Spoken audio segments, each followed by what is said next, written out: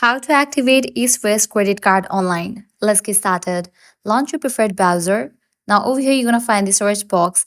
Type in EastWest Bank login and search for it. Now navigate to this one website option, eastwestbanker.com. Open it. You'll be directed to the login page. Now you have to provide your account's credentials to log into your account. Go ahead and type in the username and password.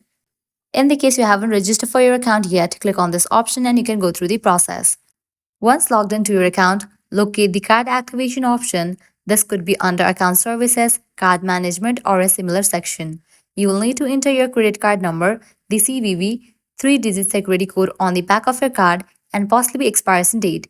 Ensure all details are entered correctly. For security purposes, you may be asked to verify your identity. This could involve answering security questions, entering a code sent to your registered mobile number or email, or other verification methods. Follow the prompts to complete the activation process. Once all steps are correctly followed, your card will be activated.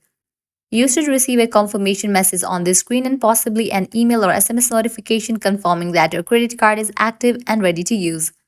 So this is how you can easily activate EastWest Bank credit card online. At the end, if you guys find this video helpful, don't forget to like, share and subscribe to our channel. Thanks for watching.